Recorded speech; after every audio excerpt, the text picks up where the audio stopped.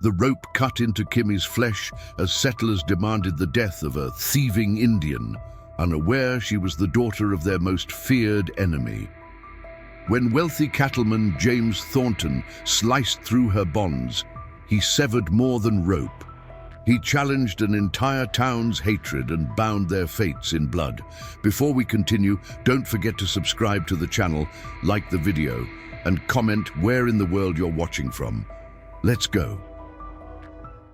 The late afternoon sun cast long shadows across the dusty main street of Redemption Creek, turning the weathered wooden buildings, golden as day, surrendered to evening.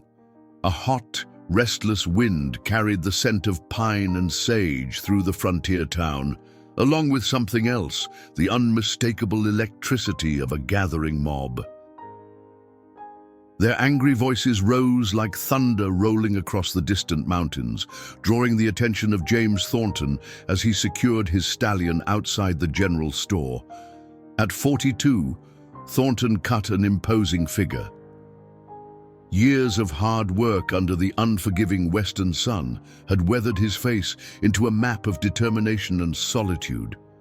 His broad shoulders, still powerful despite the passing years, straightened as he turned toward the commotion. The lines around his eyes deepened as he squinted against the setting sun, trying to make sense of the disturbance. "Lynch the thief!" someone shouted, the words slicing through the air like a knife. "Justice for honest folk!" cried another. James hadn't planned to linger in town. The Triple T Ranch, 20,000 acres of the finest grazing land in the territory, demanded his constant attention. He'd only come to collect supplies and the monthly correspondence from his sister back east. Town visits were rare luxuries he seldom afforded himself, preferring the honest company of cattle and ranch hands to the politics and gossip of Redemption Creek. Yet something in those angry voices compelled him forward. With measured steps, he moved toward the crowd gathering at the far end of the street. His hand instinctively rested on the worn grip of his Colt revolver, not in threat, but in readiness. 15 years in this unforgiving country had taught him that mobs rarely dispensed true justice. The crowd parted slightly as he approached, some men nodding in recognition. James Thornton wasn't a man who demanded respect through fear, but had earned it through fair dealings and quiet strength. His ranch employed half the men in the county at one time or another, and his word was considered as binding as any written contract. "What's all this?" he asked, his voice low but carrying the natural authority of a man accustomed to command. Sheriff Mills, a thin man with a perpetually nervous expression, stepped forward. "Caught ourselves an Indian thief, Mr. Thornton. Stole medicines from Doc Watson's office." He gestured toward the center of the crowd. There, surrounded by angry faces, stood a young Native American woman. Her wrists were bound with rough rope that had already chafed her skin raw. Despite her predicament, she stood tall, her chin lifted in defiance rather than defeat. Her long black hair fell in a single braid down her back, adorned with a single eagle feather. Her buckskin dress, though simple, bore intricate beadwork along the collar, but it was her eyes that caught James's attention, dark, fierce, and unafraid, even as men twice her size hurled accusations and threats. "Did anyone see her take anything?" James asked, his gaze never leaving the young woman. "Don't need to see it," spat Harlan Tucker, the local blacksmith whose hatred for the native tribes was well known throughout the county. "I found her behind the doctor's office with a bag of his supplies. What more proof do you need?" The young woman spoke then, her voice clear despite the hostility surrounding her. "I did not steal, I trade." Her English was accented, but understandable. "I leave payment. Herbs from my people, good medicine." "Likely poisonous weeds," Tucker retorted, stepping closer to her with clenched fists. "Or some kind of heathen curse," James moved before he'd fully formed the thought, positioning himself between Tucker and the woman. "That's enough, Harlan. Where's Doc Watson? Let's hear what he has to say." "Gone to the Peterson place," Sheriff Mills replied. "Their youngest took sick this morning." James noticed the hastily erected gallows at the edge of town square, the rope already dangling in anticipation. His jaw tightened. "And you're planning to hang her without even waiting for the doctor to confirm what was taken?" An uncomfortable silence fell over the crowd. Some men shifted their weight, suddenly finding great interest in the dirt beneath their boots. "She's just an Indian," someone muttered from the back. James turned to face the young woman directly. "What's your name?" She met his gaze steadily. "I am Kimi." The name carried a musical quality, even in those two simple syllables. "And you say you traded for these medicines?" She nodded once. "My father sent me. Our healer needs white man's medicine for fever. I leave good trade. Fair." James looked at the sheriff. "Where's this payment she claims to have left?" The sheriff hesitated. There was some sort of pouch, but what? Tucker threw it away. "Said it was probably cursed." A muscle twitched in James's jaw. Without another word, he stepped forward and pulled his knife from its sheath. The crowd tensed, but instead of violence, they witnessed him cutting through the ropes that bound Kimi's wrists. "What in tarnation do you think you're doing, Thornton?" Tucker demanded, his face flushing red. "Preventing a lynching based on nothing but fear and suspicion," James replied evenly. If Doc Watson returns and confirms something was stolen, she'll answer for it properly. Until then, she's coming with me. You can't just..."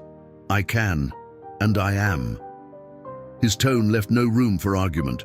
"Unless you want to discuss the 2 horses you purchased from me last spring that you've yet to pay for in full." Tucker's mouth snapped shut.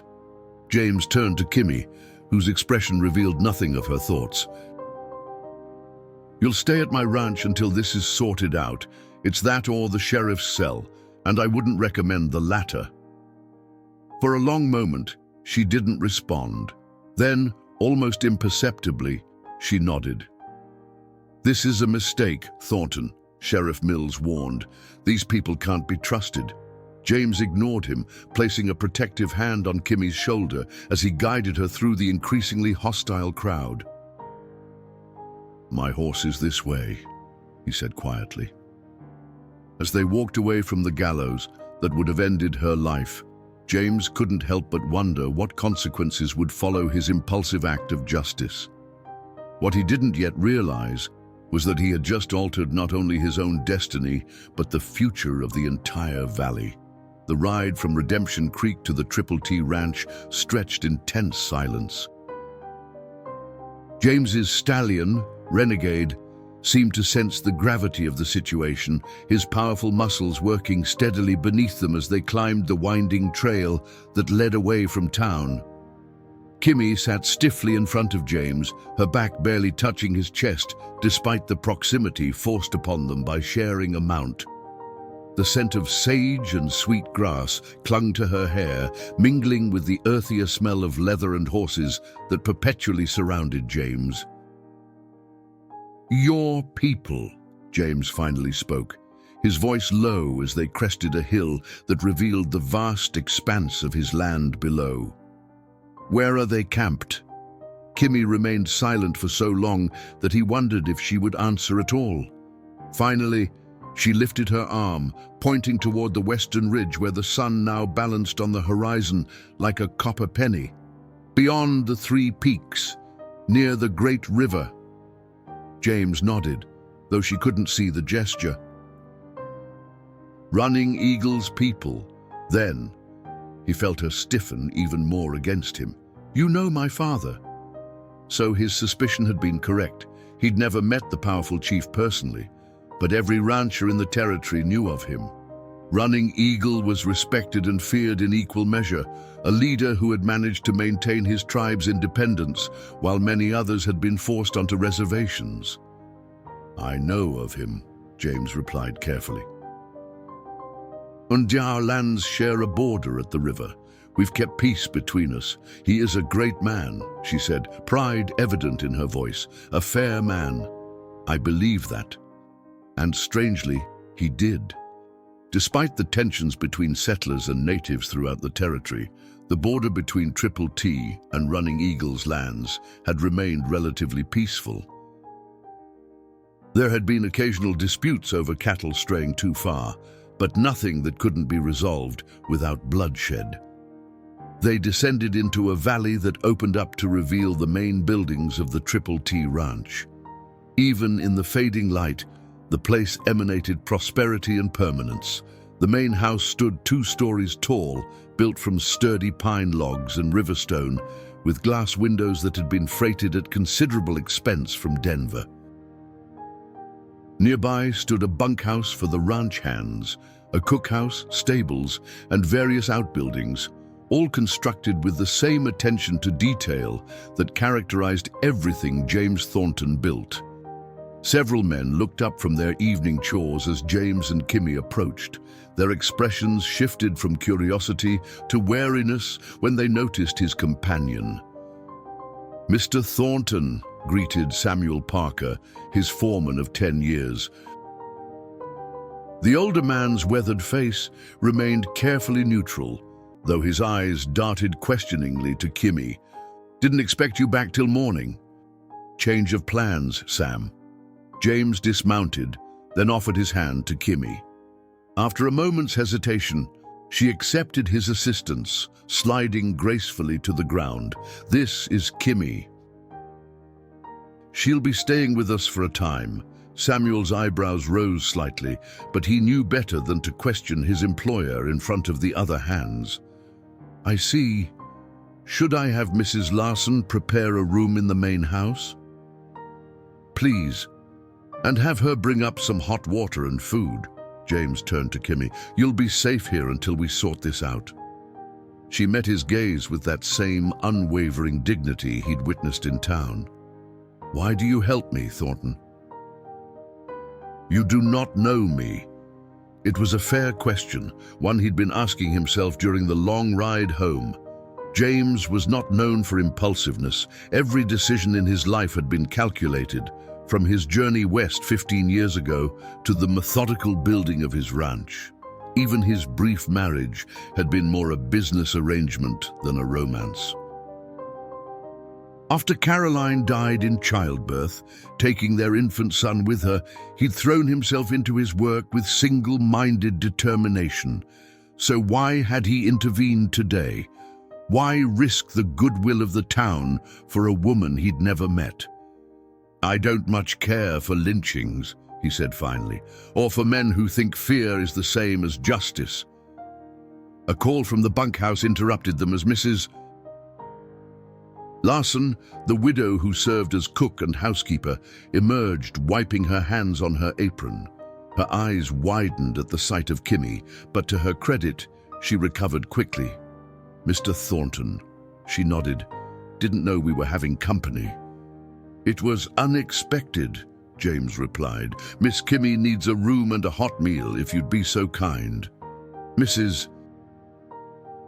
Larson's gaze softened somewhat as she noticed the raw marks on Kimi's wrists where the ropes had cut into her skin. "Of course. Come along, dear. Let's get you settled." Kimi hesitated, looking to James as if for confirmation. "It's all right," he assured her. "Mrs. Larson will take good care of you. We'll talk more in the morning." After a moment, Kimi nodded and followed the older woman toward the main house. James watched them go, aware of Samuel waiting patiently at his side. "You want to tell me what this is about, boss?" the foreman asked once the women were out of earshot. James sighed, suddenly feeling the weight of the day pressing down on his shoulders. Tucker and his friends were about to hang her for supposedly stealing from Doc Watson. Didn't seem right to let them do it without even hearing the doctor's side of things. Samuel whistled low. That's a heap of trouble you've brought home, if you don't mind my saying so. I know. James removed his hat, running a hand through hair that had more silver than brown these days. But what choice did I have, Sam? Let them hang her on nothing but suspicion and hate. The foreman studied him for a long moment. No, I suppose you couldn't do that. Not and still be James Thornton. He paused. But you know who her father is. James nodded. Running Eagle. Lord Almighty, Samuel muttered. So you've either made yourself a powerful friend or a deadly enemy. As the last light faded from the sky, James couldn't help but wonder which it would be. The die had been cast the moment he cut those ropes in town, and there would be no going back now, for better or worse. Post extra men on watch tonight, he instructed. Just in case Tucker decides to ride out with some friends. Already planned on it, Samuel assured him. What about tomorrow? James looked toward the western ridge, now just a dark silhouette against the deepening night. Tomorrow, I think we need to send word to Running Eagle. A father should know where his daughter is and why. The weight of that decision settled between his shoulders like a yoke. Whatever came next would change everything, not just for him, but for the entire valley. Dawn broke over the Triple T ranch, painting the sky in shades of amber and rose. Kimi stood at the window of the unfamiliar room, watching as the ranch hands began their morning duties. She had slept little, the strange softness of the bed and the events of the previous day keeping rest at bay. The white man's house felt like a cage, despite its spaciousness. Too many walls, too much distance from the earth and sky.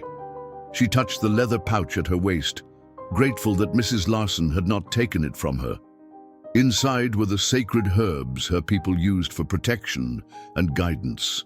She whispered a prayer to the morning sun, asking for wisdom in this strange territory she now found herself in. The door opened after a gentle knock, and Mrs. Larson entered carrying a tray. The older woman's face was kind, despite the wariness in her eyes. "Brought you some breakfast, miss," she said, placing the tray on a small table. "Mr. Thornton thought you might prefer to eat here instead of downstairs with the men." Kimi nodded, approaching the tray cautiously. There were eggs, bread with jam, and a steaming cup of coffee, foods she recognized from trading posts and the rare occasions when her people interacted with settlers. "Thank you," she said, the English word still feeling strange on her tongue. Her father had insisted she learn the white man's language, believing it essential for their people's survival in changing times. "Mr. Thornton would like to speak with you when you're ready," Mrs. Larson added. "He's in his study." After the housekeeper left, Kimi ate quickly, her hunger overcoming her unfamiliarity with the food. When finished, she straightened her dress, running her fingers through her long hair to smooth it before rebraiding it with practiced motions. She would face this Thornton with dignity, as befitted the daughter of Running Eagle. Finding the study proved simple enough. The ranch house, though large by her standards, was logically arranged. She paused at the open door, observing James before he noticed her presence. He sat behind a large wooden desk, reviewing papers with intense concentration. Morning light streamed through the window behind him, highlighting the silver at his temples. His face in repose was less stern than it had appeared the previous day, the lines around his mouth suggesting he might once have smiled more easily. He glanced up, his expression shifting to surprise when he saw her. "Good morning," he said, rising from his chair. "Did you sleep well?"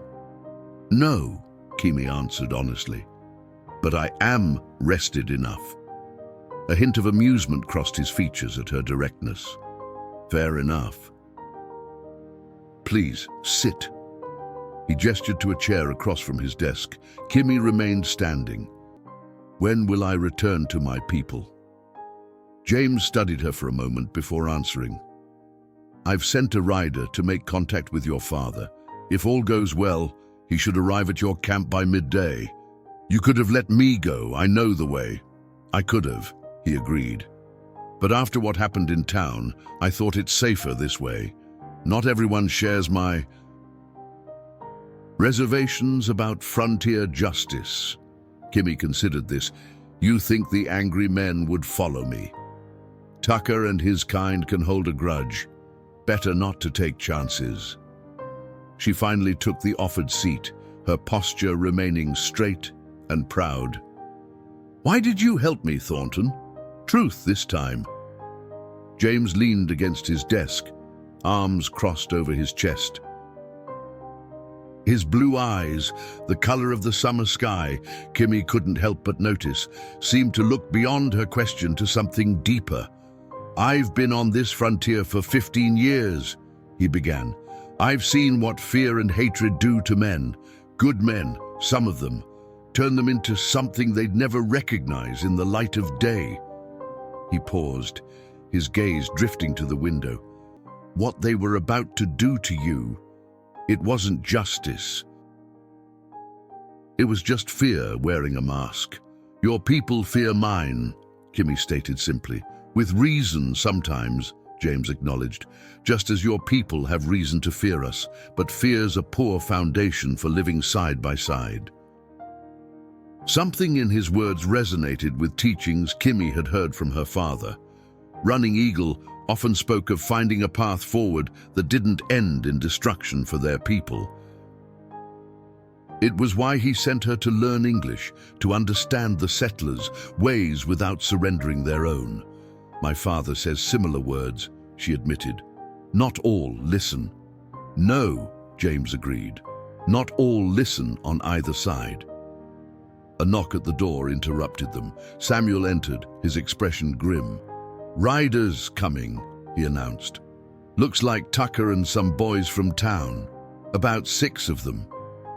James straightened immediately. "Armed to the teeth." Kimi felt a cold knot form in her stomach. These were the men who would have hanged her without hesitation. "Get the men ready," James instructed, "but no one draws unless I give the word. This is still my land." Samuel nodded and departed quickly. James turned to Kimi, his expression now hard as granite. "Stay inside," he told her. "Whatever you hear, whatever happens, don't show yourself until I come for you." "I am not afraid," she insisted, though the rapid beating of her heart suggested otherwise. "It's not about fear," James replied, checking the revolver at his hip. "It's about not giving them what they came for." Before she could respond, he strode from the room, his steps heavy with purpose. Through the window, Kimi watched as he emerged onto the porch, standing tall as the riders approached. His men gathered around him, rifles ready but not aimed. Trapped inside these wooden walls, Kimi felt more powerless than she had even with a rope around her neck. At least then she could look her enemies in the eye. Now she could only wait and watch as 2 worlds collided over her fate. The riders approached in a cloud of dust, their horses lathered from hard riding. James stood unmoving on the porch, hands resting casually at his belt, though his posture betrayed nothing casual about his readiness. Around him, his men had positioned themselves strategically. Sam to his right, young Caleb Jenkins at the corner of the bunkhouse with a Winchester, 3 others spread in a loose semicircle. None had weapons drawn, but all could reach them in an instant. Tucker pulled his horse to a stop 20 yards from the house, the animal snorting and pawing at the ground. Behind him, 5 men from town fanned out in an aggressive formation. James recognized them all. Wilson from the saloon, the Mercer brothers, Deputy Rawlins, and Frank Potter, who ran the livery stable. Not just Tucker's usual drinking companions, but men with standing in Redemption Creek. "Thornton," Tucker called out, his voice carrying easily across the yard, "we've come for the Indian girl. You've ridden onto my property uninvited and armed. James replied evenly. That's not how neighbors typically pay a social call. This ain't social, Tucker spat. You interfered with justice yesterday. That thieving squaw needs to answer for her crimes. From her vantage point at the study window, Kimi watched the confrontation with a mixture of fear and growing respect for the man who now stood as the only barrier between her and men who wished her dead. She pressed her palm against the glass, wishing she could hear their words more clearly. "And has Doc Watson returned to confirm anything was stolen?" James asked, his voice carrying the authority of a man used to command. Deputy Rawlins shifted uncomfortably in his saddle. "Well, no, but then there's still no proof of any crime." James cut him off. "Just accusations and assumptions. She's an Indian on white land," Wilson called out. "That's reason enough." A muscle twitched in James's jaw.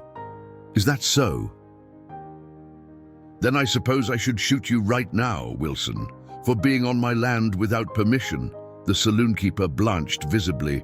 "The law works the same for everyone," James continued, his tone unyielding, "or it works for no one at all." Tucker leaned forward in his saddle. "Listen here, Thornton. You may have the biggest spread in the county, but that don't put you above the rest of us. That girl's going back to town one way or another." "She's going nowhere," James replied, his hand moving subtly closer to his revolver. "Except back to her people when I deem it safe." "Her people?" Tucker laughed harshly. "You mean that band of savages that's been stealing cattle and threatening honest folk? Those people?" Samuel stepped forward, his weathered face tight with anger. "Watch your mouth, Tucker. The only cattle theft we've had this year was from white rustlers that Mr. Thornton's men tracked all the way to Denver." "This doesn't concern you, Parker," Tucker snapped. "Everything on this ranch concerns me," Samuel replied, "including unwanted visitors making threats." Frank Potter, a more reasonable man than his companions, cleared his throat. "James, we're not looking for trouble, but folks in town are worried. That Indian girl's father is Running Eagle. If she goes missing, he might think we're responsible. Could bring war down on all our heads." James allowed himself a thin smile. "I'm well aware of who her father is, Frank. I've already sent a rider to inform him that his daughter is safe and under my protection." This revelation sent a ripple of unease through the mounted men. Even Tucker seemed taken aback. "You did what?" he demanded. "You invited that war chief to come here." "I informed a father that his daughter is alive and well," James corrected. "Something any decent man would do." Deputy Rawlins removed his hat, wiping sweat from his brow despite the morning coolness. "Tucker, maybe we ought to reconsider this, if Running Eagle's already been told." "You turning yellow, Rawlins," Tucker sneered. "I'm thinking of the town," the deputy defended. "If we take the girl and Running Eagle shows up to find her gone, what do you think happens next?" The logic of this argument seemed to penetrate even Tucker's rage. He glared at James with naked hatred. "This ain't over, Thornton." "For today it is," James replied firmly. "Now get off my land before I decide you're trespassing, and act accordingly." For a tense moment, it seemed Tucker might push further. His hand hovered near his pistol, and James sensed, rather than saw, his men tightening their grips on their weapons. The air between the two groups crackled with potential violence. Then Tucker spat on the ground, yanked his horse around with unnecessary roughness, and kicked it into motion. "Let's go, boys." Thornton's made his choice, siding with Indians over his own kind. The others followed, though Frank Potter lingered long enough to nod respectfully to James before turning away.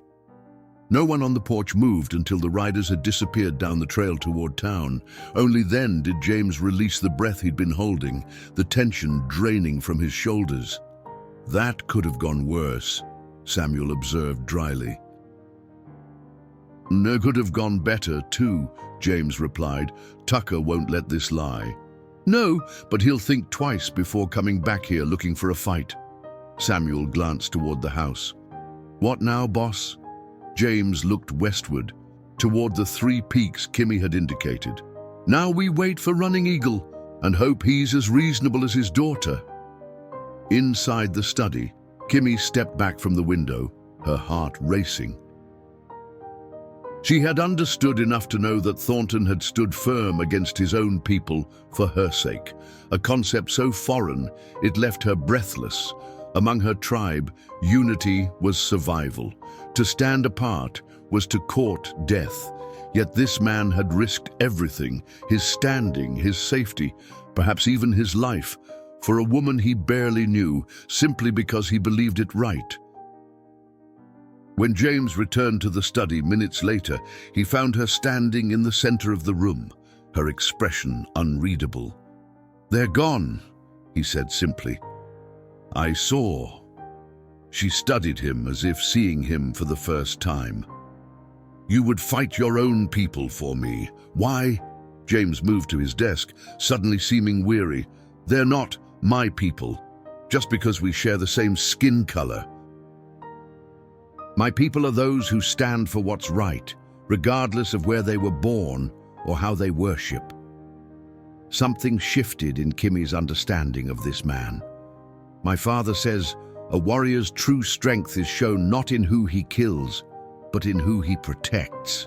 "Your father sounds like a wise man." James offered a small smile. "I look forward to meeting him." "He will come with warriors," Kimi warned. "Many of them." "I expect he will," James agreed. "I'd do the same if it were my daughter." The words seemed to hang in the air between them, raising questions neither was prepared to address. Instead, James moved toward the door. "I need to check on things. Make yourself comfortable.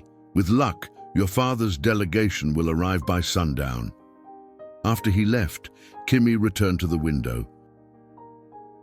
Beyond the glass lay a world she had been taught to fear and mistrust, yet within it stood a man who defied everything she had believed about white settlers. The contradiction left her both confused and curiously hopeful. Outside, James mounted Renegade and rode toward the western boundary of his property, needing the solitude to clear his head. He had meant what he said to Tucker, yet the truth ran deeper than justice or principle. Something about Kimi, her dignity, her strength, the intelligence in her dark eyes, had awakened feelings he thought long buried with Caroline, feelings he had no right to harbor for the daughter of a tribal chief. As the wind rushed past him, James wondered if he had finally found the one problem his wealth and influence couldn't solve. They came at sunset, silhouetted against the fiery sky like figures from an ancient legend.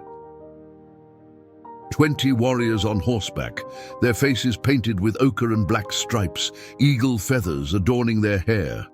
At their center rode a man whose very posture commanded respect, tall, broad-shouldered, with deep lines etched into his copper face by time and responsibility. He wore a magnificent headdress of eagle feathers that cascaded down his back, and a breastplate of polished bone caught the dying sunlight like embers. Running Eagle had come for his daughter.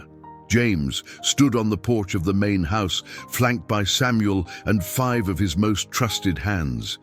They were armed, but held their weapons pointed downward, a sign of readiness rather than aggression. Behind him, in the doorway, stood Kimi. When she saw her father, her composure nearly broke, a soft gasp escaping her lips. The warriors stopped at the edge of the yard. For a long moment, no one moved or spoke. The only sounds were the creak of leather, the snorting of horses, and the distant call of a hawk circling overhead. Running Eagle raised his hand, palm outward.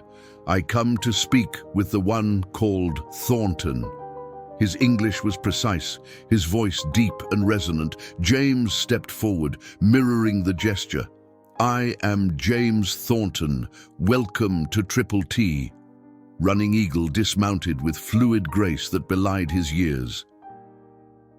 Two warriors immediately flanked him, hands on their weapons, but he waved them back with a subtle gesture. "My daughter," he said simply, his eyes finding Kimi. James turned, nodding to her. With measured steps, she descended from the porch and approached her father. There was protocol here that James didn't understand, a dance of respect and authority. Kimi stopped before Running Eagle, bowing her head slightly. "Father," she said in their language, the syllables flowing like water over stones. Running Eagle placed a hand on her shoulder, his stoic expression softening almost imperceptibly. They exchanged words James couldn't understand, but the relief in the chief's eyes was universal in any language. After ensuring his daughter was unharmed, Running Eagle turned his attention back to James. "You have protected my blood when others would have spilled it," he stated. "For this, I owe you a debt." James shook his head. "There's no debt. I only did what any decent man would do." A hint of amusement flickered across Running Eagle's weathered face. "Many white men claim decency. Few show it toward my people." He gestured to the sky, now deepening to purple. "Night comes. We will speak as men should, around fire, with food, with truth between us." It wasn't a request. James recognized the diplomatic olive branch being extended and nodded. "My home is yours tonight. Your men are welcome to make camp here." Samuel shot him a concerned glance, but James ignored it. Having 20 armed warriors on his property was indeed a risk, but refusing hospitality would be a greater one. "Mrs. Larson," James called over his shoulder, "please prepare a meal for our guests." The housekeeper appeared, eyes wide at the sight of so many native warriors, but she nodded and retreated inside quickly. As arrangements were made for the evening, Kimi found herself in an unexpected position, bridge between two worlds. She helped translate when needed, explaining customs and expectations to both sides. James watched her move between cultures with graceful ease, her intelligence evident in how she smoothed potential misunderstandings before they could develop. Later, as the moon rose high over the ranch, James sat across a fire from Running Eagle. They had eaten well. Mrs. Larson's beef stew, supplemented by venison the warriors had brought. Most of Running Eagle's men now rested at a respectful distance, while Samuel and the other ranch hands had retired to the bunkhouse, though James knew they remained vigilant. "Your daughter tells me you've maintained peace between our lands for many seasons," James said, breaking a comfortable silence. Running Eagle nodded. "The river is a good boundary. Your cattle do not often stray, and when they do, my hunters return them. I've noticed that. I'm grateful for it. It is wisdom, not kindness," Running Eagle replied. "Too many of my people have died in wars with whites. I seek a different path." Kimi sat slightly behind her father, listening intently. The firelight played across her features, highlighting the proud line of her jaw, the intelligence in her eyes. James found his gaze returning to her more often than was proper, and each time he forced himself to look away. "Yet you still sent your daughter to steal from our doctor," James said, not as an accusation, but seeking understanding. Running Eagle's expression darkened. "I sent her to trade, not steal. Our healer, Painted Elk, lies sick with a fever our medicines cannot break. The white doctor has helped us before." "Fever powder," Kimi added. "For children in our camp, many sick." James frowned. "If your people needed medical help, why not simply ask?" "Redemption Creek has a treaty with your tribe. A piece of paper," Running Eagle said dismissively. "The last time my warriors rode openly into your town, guns were pointed at them. Women pulled children inside. Men whispered of massacres that never happened. "So you sent your daughter alone instead?" James couldn't keep the disapproval from his voice. "I sent my daughter because she walks in both worlds," Running Eagle corrected. "And she speaks your tongue. She understands your ways. And—" He hesitated. "A woman might pass where warriors cannot." James glanced at Kimi, seeing her in a new light. "You risked much." "My people needed medicine," she replied simply. "The risk was mine to take." Their eyes held across the fire, and in that moment, something unspoken passed between them, a recognition of shared values despite their different worlds. James saw not just beauty in her face, but courage and devotion to her people. Kimi saw not just another white settler, but a man of principle who valued justice above convenience. Running Eagle observed this silent exchange with the wisdom of years. When he spoke again, his voice carried a weight that drew both their attentions back to him. "Tomorrow, I will take my daughter home," he declared. "But first, I would know all that happened in your town. Every word, every threat. I must know what enemies my tribe now faces." As the fire crackled between them, James began the tale of how he had first seen Kimi in Redemption Creek, surrounded by angry men bent on frontier justice. With each word, he felt the tenuous alliance between them strengthen, and something more personal taking root that he dared not name. Morning arrived with a soft, golden light that transformed the dew-covered landscape into a glittering tapestry. James emerged from the main house to find Running Eagle already awake, standing alone on a small rise overlooking the ranch. The chief's profile was still and watchful, like an eagle surveying its domain. James approached unhurriedly, allowing his footsteps to announce his presence. When he reached Running Eagle's side, they stood in companionable silence for several minutes, watching as the ranch stirred to life below them. "Your land is rich," Running Eagle finally observed. "Many cattle, strong buildings, fertile soil." "I've been fortunate," James replied, "and persistent." The chief nodded, understanding the value of persistence. "Before the white man came, my people hunted buffalo across these plains. Now we are confined to smaller territories, and the buffalo grow scarce." There was no bitterness in his voice, merely a statement of reality. "The world is changing," James acknowledged, "for all of us." Running Eagle turned to face him directly. "You are not like other white men I have met, Thornton. Perhaps I've just lived out here long enough to see things differently." "Perhaps." The chief's gaze was penetrating. "Or perhaps you have always seen with clearer eyes." He paused, seeming to weigh his next words carefully. "My daughter speaks highly of you. She says you stood against your own people for what was right." James felt an unexpected warmth at Kimi's praise. "She gives me too much credit. I only did what any decent man would do." Running Eagle finished for him, a rare smile touching his lips. "So you said last night." Yet decent men are rare in any tribe. Before James could respond, the sound of approaching hoofbeats drew their attention. A rider approached at a gallop from the direction of town. One of James's men, Ben Wilson, who had been sent to Redemption Creek the previous evening to check on the situation there. James and Running Eagle made their way back to the main yard as Ben pulled his lathered horse to a stop.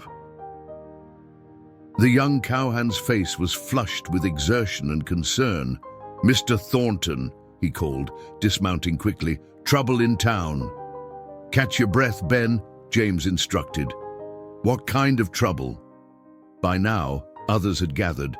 Samuel, some of the ranch hands, several of Running Eagle's warriors, and Kimi, who emerged from the house in a blue calico dress that Mrs. Larson must have provided.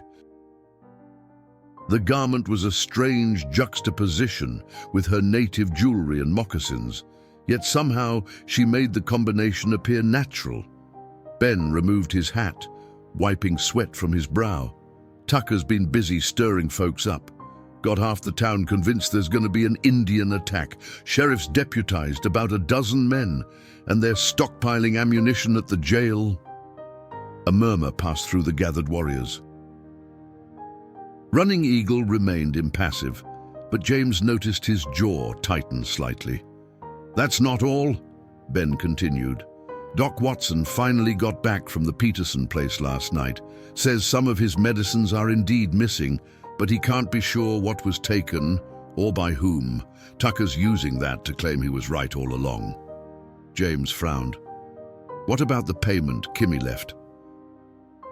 "The herbs. Doc says he never saw any payment, but admits Tucker and some others were in his office before he could properly check." Kimi stepped forward, her expression fierce. "I left payment, good medicine from our healer, worth more than what I took." "I believe you," James assured her, "but Tucker's not interested in the truth. He's looking for an excuse." Running Eagle's voice cut through the tension. "An excuse for what?" James met the chief's gaze steadily. "For violence? Tucker's been looking for a reason to move against your people for years. Land hunger, mostly. He's got his eye on the valley your tribe occupies. Good water, sheltered from winter storms. And now my daughter's actions have given him the cause he seeks." Running Eagle concluded, his expression grave. "Not her actions," James corrected. "His own prejudice and greed. But yes, he'll use this incident if he can." A heavy silence fell over the group. The peaceful morning had suddenly darkened with the shadow of impending conflict. Samuel cleared his throat. "What do you want us to do, boss?" James considered his options carefully. His first instinct was to ride into town immediately and confront Tucker, to put an end to his rabble-rousing before it could gain momentum. But that might only inflame the situation further. "Ben, ride back to town," he decided. "Tell Sheriff Mills I want to meet with him. Neutral ground, halfway between here and Redemption Creek. Just him, no deputies. I'll be there at noon." Ben nodded and remounted, eager to be of service. "And Ben," James added, "don't mention our guests." "No need to give Tucker more ammunition." As the young cowhand galloped away, Running Eagle placed a hand on James's shoulder. "This is not your fight, Thornton. My warriors and I will return to our people. We must prepare if trouble comes." "That's exactly what Tucker wants," James argued. "To separate us, make us easier targets. Together, we have a better chance of preventing bloodshed." The chief studied him with newfound respect. "And you would stand with us against your own town?" "I stand for what's right," James replied simply. "The color of a man's skin doesn't change that." Kimi had been listening intently, her dark eyes moving between her father and James. Now she spoke, her voice clear and determined. "I should go to this meeting. It was me they wanted to hang." "Let them see me, hear my words." "Absolutely not," James responded immediately, the very thought sending a chill through him. "Tucker's looking for any excuse. Seeing you might be all the provocation he needs." "I am not afraid," she insisted. "It's not about fear," James countered, echoing his words from the previous day. "It's about strategy, about not giving him what he wants." Running Eagle nodded in agreement. "My daughter's courage is not in question, but Thornton speaks wisely. You will remain here while we meet with this sheriff." Kimi's expression made it clear she wanted to argue further, but she respected her father too much to challenge him openly. Instead, she turned away, frustration evident in every line of her body. James found himself wanting to comfort her, to explain his reasoning more fully, but this wasn't the time or place. Instead, he turned to Samuel. "Prepare the men. I want a show of strength when I meet Mills, enough to make them think twice, not enough to seem like we're looking for a fight." As the group dispersed to make preparations, James found himself alone with Running Eagle once more. "You care for my daughter," the chief stated matter-of-factly. It wasn't a question, and James didn't insult the man's intelligence by pretending not to understand. "And I respect her courage and dignity," he said carefully. "Anyone would." Running Eagle's expression remained unreadable. "Respect is a good foundation, but I see more than respect in your eyes when you look at her." James had no response that wouldn't either be a lie or an admission he wasn't prepared to make. Instead, he changed the subject. "If this meeting doesn't go well, you and your warriors should be prepared to leave quickly." "I won't have your blood on my hands, and I will not leave an ally to face enemies alone," Running Eagle replied. "If there is to be trouble, we will face it together." The chief extended his hand, a gesture he had learned from the white man's world. James took it, feeling the strength in the older man's grip. "Together," James agreed. But as they walked back toward the main house, his gaze was drawn to Kimi, who stood on the porch watching them. The morning sunlight caught in her hair, turning it to midnight silk.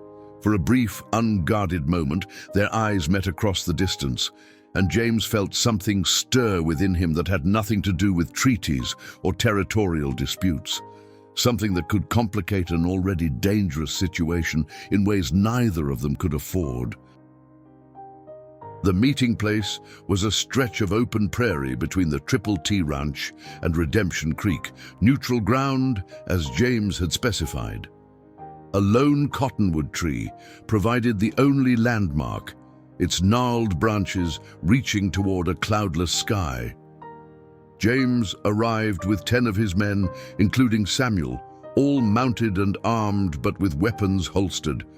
They formed a loose semicircle beneath the tree, waiting. Running Eagle had insisted on accompanying them, bringing 5 of his warriors. They hung back slightly, their presence both a statement and a potential complication. James had argued against it, but the chief was adamant. "If this concerns my people, I will hear it with my own ears," he had said. Not through messengers who might misunderstand. Now they waited in tense silence, watching the horizon for any sign of movement from the direction of town. James checked his pocket watch, 11:55. Sheriff Mills was nothing if not punctual. Sure enough, at precisely noon, a cloud of dust appeared in the distance. As it drew closer, James counted the riders, the sheriff and 6 others, including Deputy Rawlins and Tuzza, to his displeasure. Harlan Tucker. "Trouble," Samuel muttered beside him. "Stay calm," James advised. "Let them make the first mistake." Sheriff Mills pulled his horse to a stop about 20 yards away, his expression souring when he spotted Running Eagle and his warriors. "I didn't expect you to bring company, Thornton. Chief Running Eagle has as much interest in keeping the peace as we do," James replied evenly. "More, perhaps." The sheriff dismounted, gesturing for his men to remain on their horses. James did the same, and the 2 men met in the space between their respective groups. "This situation's getting out of hand," Mills began without preamble. "Tucker's got half the town convinced we're on the verge of an Indian uprising. Says that girl you took in was just a scout, gathering information." "That's absurd," James scoffed. "She's Running Eagle's daughter. She came to trade for medicine because their people are sick." Mills glanced nervously at the chief. "Maybe so, but Doc Watson says some of his medicines are missing, and folks are scared." "You know how it is. People start remembering every Indian attack they've ever heard of, real or imagined. And Tucker's helping them remember," James said grimly. The sheriff didn't deny it. "Look, I'm trying to keep a lid on things, but it's not easy, especially with—" He gestured toward Running Eagle, "this kind of display." "The chief came in peace," James insisted. If he'd wanted trouble, he could have brought 100 warriors instead of 5. Try explaining that to people who are already spooked." Mills removed his hat, wiping sweat from his brow despite the mild temperature. I need you to turn over the girl, James. Let the town see that justice is being served. James's expression hardened. Justice? You were about to hang her without a trial, without even confirmation that anything was stolen. That's not justice, that's a lynching. It's complicated now, Mills hedged. Doc can't be sure what's missing or what payment might have been left. Tucker says, I don't give a damn what Tucker says, James interrupted. The man's been looking for an excuse to move against the tribe for years. You know it as well as I do. From his position several yards back, Tucker called out, Why don't you ask the chief himself if his people have been stealing, or can't he speak English like a civilized man? Running Eagle urged his horse forward, his face impassive despite the insult. He dismounted with dignity, joining James and the sheriff. I speak the white man's tongue, he said calmly. My daughter speaks it better.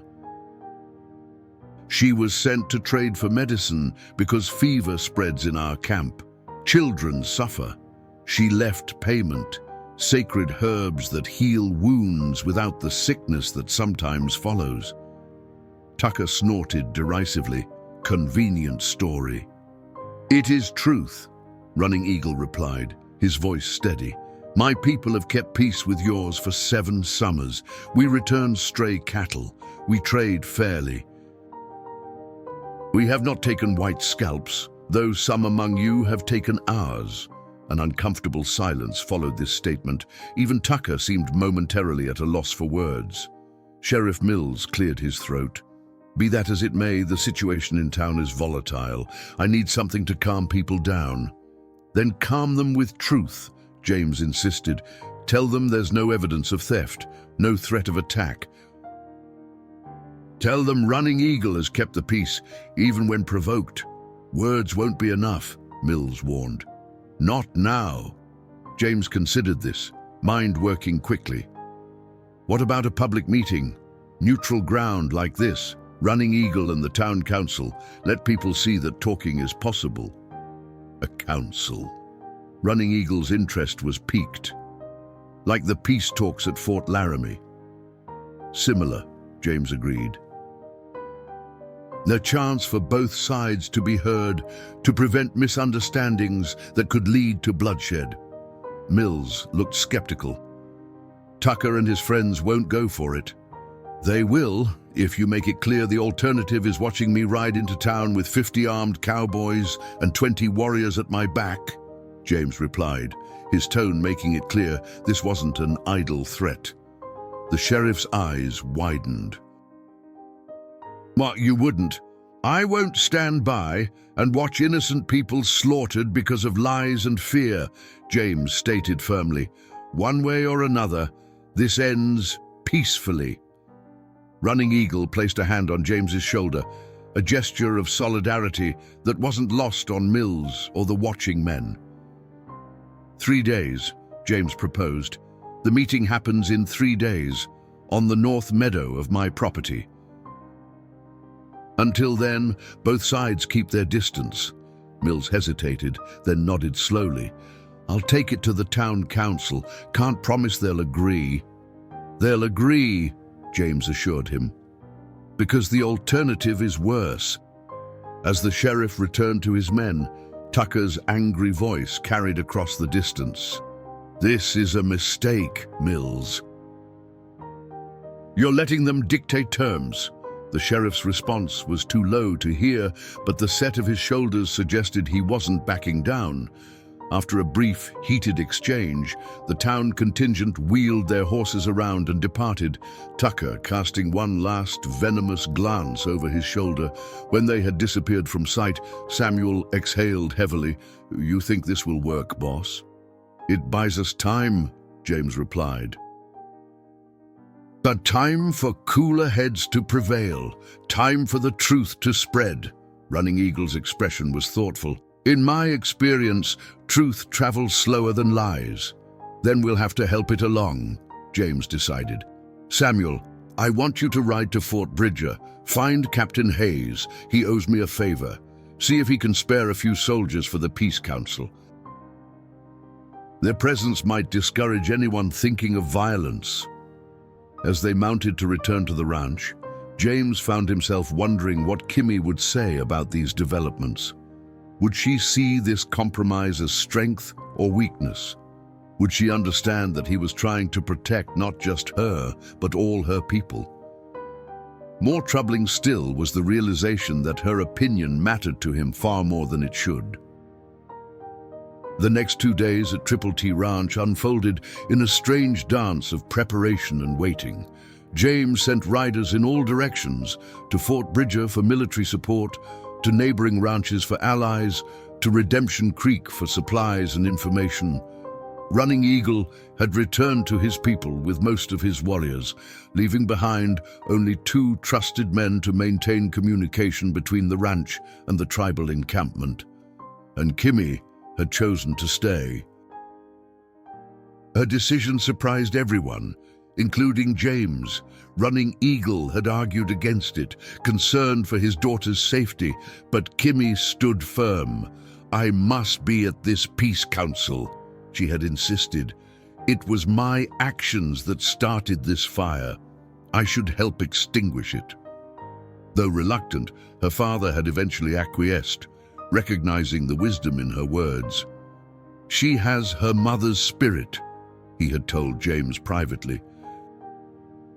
"And is stubborn as the mountains and just as immovable when her mind is set." Now, as the second day's sunset painted the western sky in brilliant orange and purple hues, James found Kimi in the small garden behind the main house. She knelt among the herbs Mrs. Larson cultivated for cooking and medicinal purposes, her fingers gently touching the leaves of a sage plant. "This one grows differently here," she observed without turning, somehow sensing his presence. "In the mountains, it is smaller, more potent." James approached, stopping a respectful distance away. "Mrs. Larson says it's the soil, rich here, but different minerals than in the higher elevations." Kimi nodded, rising gracefully to her feet. She had continued to wear the blue calico dress Mrs. Larson had given her, but now with a belt of intricate beadwork that must have come from her own possessions. The combination of white and native clothing suited her, James thought, a visual representation of her ability to bridge both worlds. "Your plan for peace," she said, turning to face him directly. "Do you believe it will succeed?" James considered the question carefully. "I believe it can," he replied. "And whether it will depends on many factors, some beyond our control, like Harlan Tucker's hatred." "Yes, and the fear that feeds it." Kimi's gaze was penetrating. "Why do your people fear mine so much? We are fewer in number. Our weapons cannot match yours." James sighed, leaning against the garden fence. "Fear rarely follows reason, Kimi. Some fear what they don't understand. Others fear losing what they have or not getting what they want." He paused.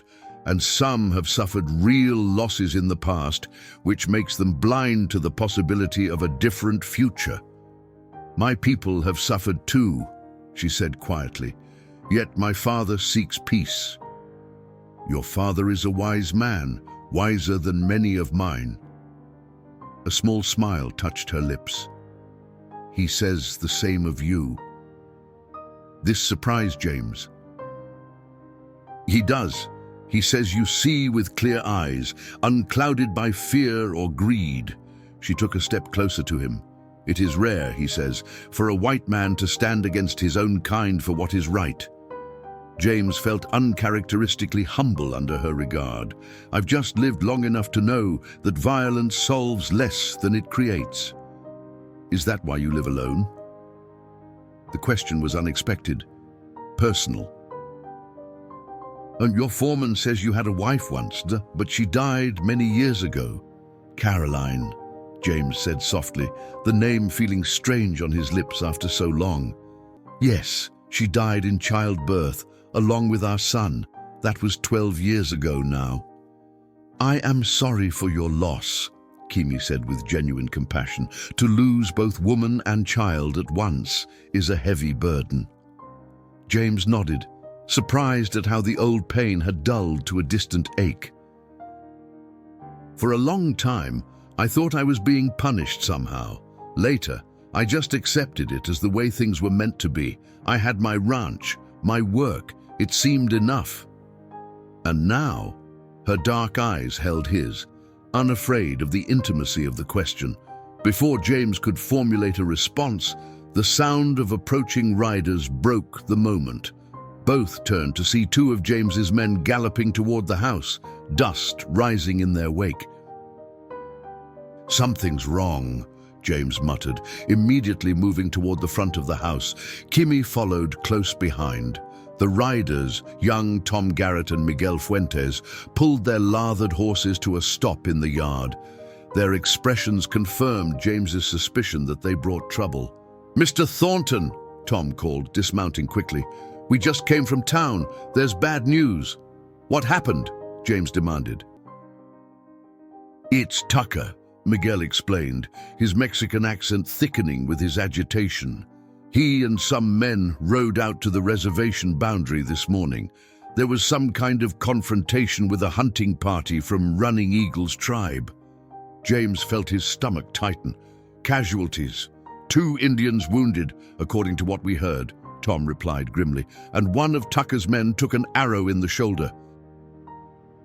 Tucker's using it to whip up more fear in town, saying it was an unprovoked attack."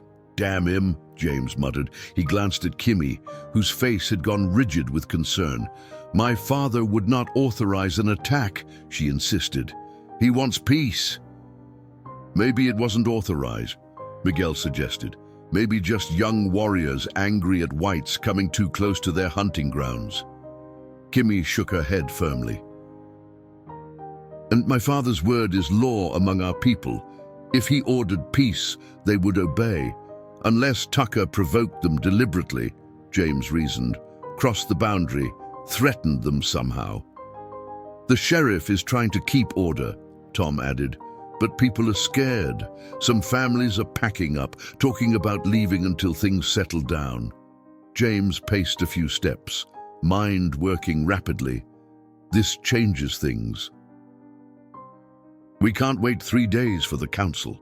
By then, Tucker might have half the territory convinced war is inevitable." He turned to Kimi. "I need to speak with your father immediately." "I will take you to him," she offered without hesitation. "No," James countered, concerned for her safety. "Send one of his warriors. It's too dangerous for you to leave the ranch right now." Kimi's chin lifted in that now familiar gesture of defiance. My father will listen to me in ways he will not listen to others. I must go." Before James could argue further, Samuel emerged from the bunkhouse, having heard the commotion. "What's happening, boss?" James quickly explained the situation. The foreman's weathered face grew grim as he absorbed the implications. "Tucker's forcing our hand," Samuel concluded. "Trying to make sure the peace council never happens. And he might succeed if we don't act quickly." James made his decision. "Samuel, I want 20 men ready to ride in an hour. Full arms, but concealed. We're not looking for a fight." "What about the ranch?" Samuel asked. "Leave 10 men here. Position them around the perimeter. Double the night watch." James turned to Tom and Miguel. "You two rest your horses, then ride to Fort Bridger. Find Captain Hayes personally. Don't just leave a message. Tell him what's happened and that we need those soldiers now, not 3 days from now." As the men dispersed to carry out his orders, James found himself alone with Kimi once more. Her eyes held a mixture of worry and determination. "I'm coming with you," she stated, making it clear this wasn't a request. James studied her face, recognizing the futility of arguing. "It will be dangerous. Life is dangerous," she replied simply. "My people need me, and..." She hesitated, something vulnerable flickering in her expression. "And I believe you need me too." The words hung between them, carrying more meaning than their simple construction would suggest. James felt something shift inside him, a wall crumbling that had stood for 12 long years. "Yes," he admitted quietly. "I believe I do."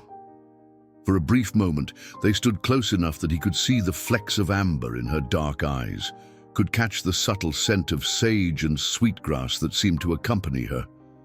Then, with visible effort, Kimi stepped back. "I will prepare myself for the journey," she said, her voice steady despite the emotion James had glimpsed moments before. As she walked toward the house, James remained rooted in place, watching her go. The situation was spiraling toward potential bloodshed, with Tucker seemingly determined to ignite a conflict that could devastate both communities. James knew he should be focused entirely on preventing that catastrophe, yet part of his mind remained fixed on those few unguarded seconds when Kimi had looked at him with something more than gratitude or alliance in her eyes, something that mirrored his own unexpected feelings. Something that, in these dangerous circumstances, neither of them could afford to acknowledge further. They rode west as the day surrendered to dusk, a column of determined men with James and Kimi at the lead. The land changed as they traveled, rolling prairie giving way to steeper terrain, the distant mountains growing larger with each passing mile. Kimi had changed into more practical attire for the journey, buckskin leggings beneath her dress, moccasins instead of shoes, and a fringed shawl wrapped around her shoulders against the cooling evening air. James kept a vigilant eye on their surroundings, aware that Tucker might have men watching the trails. Beside him, Kimi rode with the easy grace of someone born to the saddle, her posture relaxed yet alert. The mare James had provided for her, a gentle sorrel named Penny, seemed to respond intuitively to her subtle commands. "How much further?" James asked, as they paused at a stream to water the horses. Kimi pointed toward a line of cliffs visible in the distance. "Beyond those rocks, the camp lies in a protected valley where the winds are gentle and springs flow year-round." Samuel approached, his weathered face etched with concern. "The boss, we should consider making camp soon. Riding into Indian territory after dark might be misinterpreted." James nodded. "Good point." He turned to Kimi. "Is there a place where we can safely stop for the night? Somewhere your father's scouts would find us easily?" She considered this, then gestured toward a stand of cottonwoods about a half-mile ahead. "That grove. It sits on our hunting grounds but is not too close to the village. My father's scouts patrol there regularly." The decision made, they proceeded to the cottonwood grove and established a simple camp. No fires were lit, a precaution against drawing unwanted attention. The men settled in small groups, speaking in hushed tones while keeping their weapons close. The tension was palpable, a living thing that moved among them like a restless spirit. As the others prepared for a cold meal of jerky and hardtack, James found a moment alone with Kimi at the edge of the grove. She stood, gazing westward toward her people's camp, her profile gilded by the last failing light. "Are you worried?" he asked quietly. She didn't turn. "Yes, for my people. For yours." A pause. "For you." The simple addition struck James with unexpected force. "Tucker wants this conflict," he said. "He has probably been planning it for months. Your visit to town just gave him the excuse he needed." "And I gave him that excuse," Kimi replied, regret evident in her voice. "No," James said firmly. "You were trying to help your people. The blame lies with those who twisted that into something sinister." She turned to him then, her eyes searching his face. "You have risked much for me. James Thornton. You're standing with your people. Perhaps your life. It was the first time she had used his given name, and the sound of it on her lips sent an unexpected warmth through him. Some things are worth the risk, he said simply. A cry from the perimeter of the camp interrupted them. James turned sharply, hand moving to his revolver, but Kimi laid a gentle hand on his arm. "Wait," she murmured. "Listen." A series of bird calls echoed through the gathering darkness, too rhythmic, too deliberate to be natural. Kimi straightened, a smile touching her lips. "My father's scouts," she explained. "They have found us." Within minutes, 5 warriors emerged from the shadows, moving with silent efficiency that made even James's experienced cowboys seem clumsy by comparison. The leader, a tall man with a single eagle feather in his hair, approached Kimi, speaking rapidly in their native tongue. She responded in kind, her expression growing increasingly grave. When the exchange ended, she turned to James. "There is trouble," she translated. "Tucker and 20 men crossed our boundary again this morning. They claimed to be searching for stolen cattle, but they carried many weapons and few tracking tools." "Was there another confrontation?" James asked, dreading the answer. "No. My father ordered our warriors to stay hidden, to watch but not engage." Her eyes betrayed her concern. "But Tucker's men rode deep into our territory, near our sacred grounds. Grey Wolf believes they were mapping our defenses, learning the paths to our camp." James exchanged a troubled look with Samuel, who had joined them. "Preparing for an attack," the foreman concluded grimly. "How soon can we reach your father?" James asked Kimi. "If we ride at first light midday," James nodded. "Then we rest now. Tomorrow may prove challenging for all of us." The scouts melted back into the darkness, promising to return at dawn to escort them safely to the camp. As the men settled down for an uneasy night, James found himself unable to rest. He paced the perimeter of their small camp, his mind churning with contingencies and concerns. He found Kimi sitting alone beneath the spreading branches of the largest cottonwood, her face turned upward toward the star-filled sky. Without speaking, he sat beside her, their shoulders nearly touching. "In my tribe," she said softly, "there is a belief that the stars are the eyes of our ancestors, watching over us. When I was a child and afraid, my mother told me to look up and remember I was never truly alone." James followed her gaze upward.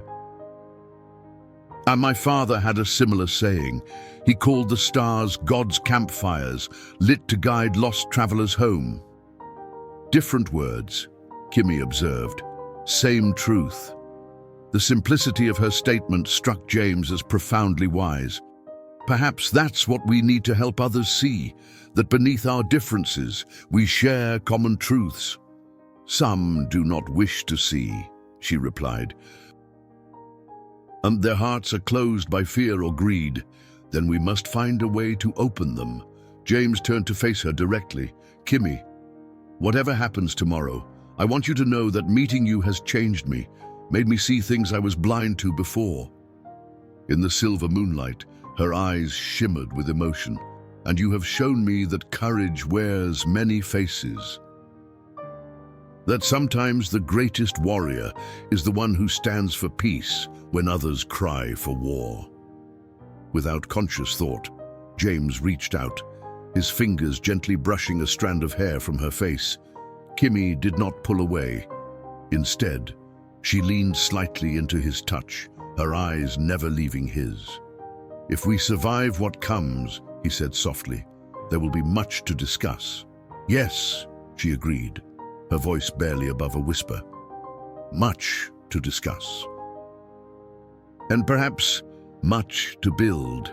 The promise in those words followed James into his restless dreams, where images of blood and peace, of loss and hope, mingled in a vision of a future not yet written. a future that hung by the slender thread of tomorrow's meeting. Dawn arrived with a golden clarity that seemed to mock the gravity of the day ahead. The tribal scouts returned as promised, their expressions solemn as they led James's party through paths invisible to untrained eyes.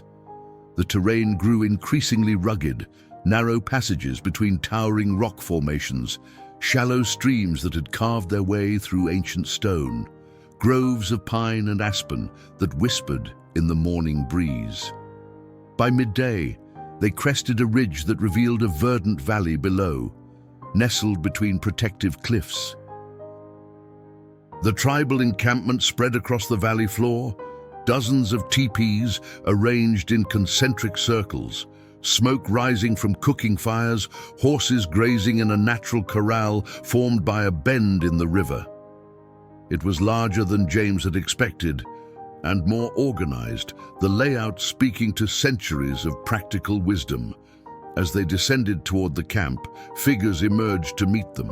At the center stood Running Eagle, his face carved in lines of tension. Beside him was a young warrior whose bandaged arm suggested he had been one of those injured in the confrontation with Tucker's men. The chief's eyes found his daughter first, relief flickering briefly across his stoic features. Then his gaze shifted to James, measuring, assessing. "You come with many men, Thornton," he observed as they dismounted. "Troubled times call for caution," James replied. "And I bring no threat, only concern." Running Eagle nodded once. "Walk with me, there is much to discuss." As the ranch hands were escorted to a guest area and offered food and water, James followed Running Eagle toward a large teepee at the center of the camp. Kimi walked beside them, her presence bridging their two worlds. Inside the teepee, a council fire burned low, its smoke escaping through the opening at the peak. Several tribal elders already sat in a circle, their weathered faces grave. "My scouts report that Tucker gathers more men." Running Eagle began without preamble. "They ride with many weapons, speaking of war." "How many?" James asked. "Perhaps 30. More join them with each passing hour." James felt a cold weight settle in his stomach. They won't wait for the peace council. "Tucker means to strike first, likely today or tomorrow," one of the elders spoke, his voice cracking with age. Kimi translated, "He asks if you have come to warn us or to join us." The question hung in the air, heavy with implication. James met the old man's rheumy eyes directly. "I've come to prevent bloodshed if possible, to stand for justice regardless." Running Eagle studied him intently. "And if prevention fails?" "If blood must be shed." Before James could answer, a commotion erupted outside. A young warrior burst into the teepee, speaking rapidly in their native tongue. The effect on the gathered elders was immediate, backs straightening, hands moving to weapons. "What is it?" James demanded. Kimi's face had gone pale. Riders approaching from the east, many riders, armed. The council emptied outside, where the camp had erupted into organized activity. Warriors gathered weapons. Women ushered children into teepees. Scouts ran to vantage points along the ridgelines. James squinted toward the eastern approach, where a cloud of dust marked the advancing party. How did they find this place so quickly? "They must have followed our trail," Samuel suggested, appearing at his side. But Running Eagle shook his head. "No, someone guided them." His gaze hardened. "Someone who knows our paths." Understanding dawned on James with sickening clarity. "A traitor, someone who wants this conflict as much as Tucker does." Kimi pointed toward a figure riding ahead of the approaching party. "There, it is Broken Hand. He left our tribe last winter after my father refused him leadership of the young warriors. He said then that Running Eagle's ways were weak, that peace with whites would destroy us. James turned to Samuel. "Get our men ready. Position them between the approaching riders and the camp." "You would stand with us against your own kind?" Running Eagle asked, though his tone suggested he already knew the answer. "I stand against injustice," James replied. "Earns no matter who perpetrates it."